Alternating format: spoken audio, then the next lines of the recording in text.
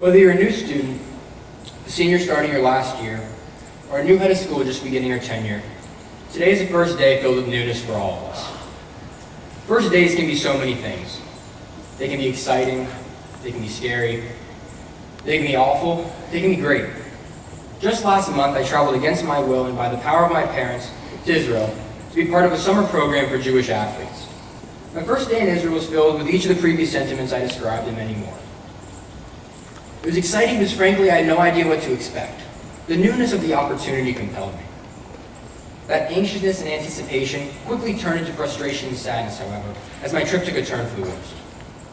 I was the only track athlete not to fly from Philadelphia, so I immediately felt alienated from my track team. My first day was distinguished by going over 24 hours without a meal and sleeping in no sheets or blankets because the kibbutz that I stayed in, aka undersized, overpacked, cockroach-filled, nasty hotel, had happened to run out. Incredibly overwhelmed, I needed a break, just a little time to breathe. Trying to relieve my homesickness, I sat down and just tried to relax. After a couple of moments, I got an itch on my back.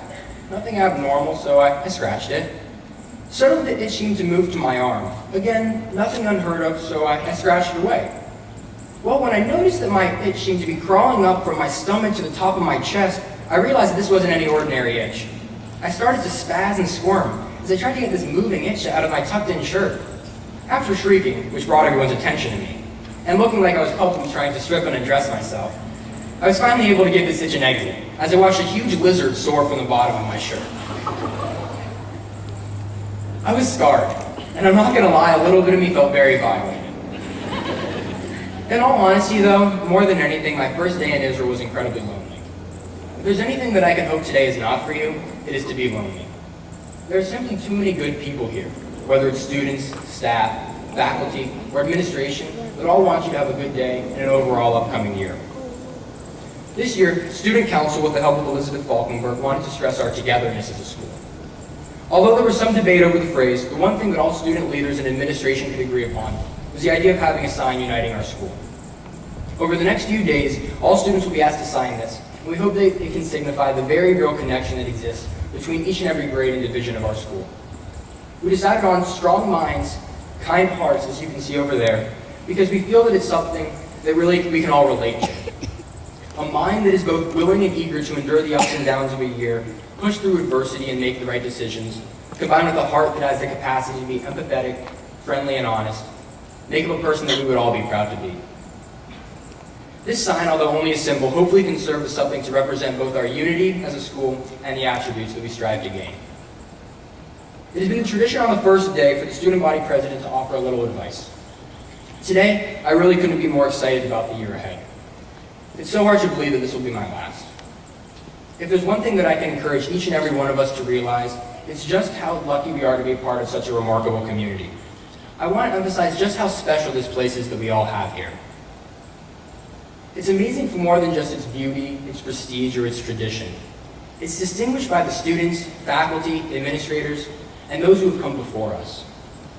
I will leave you with some thoughts I have from a quote that Coach Jones emphasized to me at a basketball practice a few years ago. The quote of the day was, "To get comfortable with being uncomfortable." I'll repeat, to get comfortable with being uncomfortable. If there's anything that I've learned from my trip to Israel or my time at Academy, it's that the best experiences, or the times when the most to learn, come from putting yourself in a position that is less known and making it your own. I think that sometimes we're quick to forget the opportunities that we're afforded here.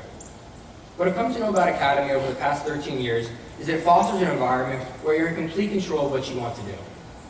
Yes, we do have to attend classes, do homework, and deal with the struggles of juggling busy schedules, but we were all granted the opportunity to pursue whatever we want to do. However, what I will encourage you to do more than anything is, since we're offered such a diverse variety of opportunities, please attempt something out of your comfort zone. For me, since I hate eating fruit, it was trying a grape in Dr. B's 7th grade biology class.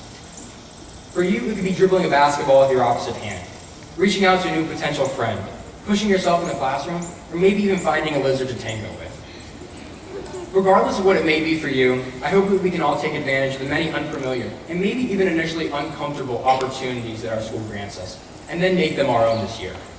If we're able to accomplish this, I have no doubt that it will be a fantastic and special year. Initial discomfort is not synonymous with hatred. Instead, it just means that some time is necessary for adjustment. I've discovered that we truly grow the most when we're able to transform an uncomfortable situation into one that is comfortable. It isn't growing up what school is all about. Thank you, and I hope you have a great first day.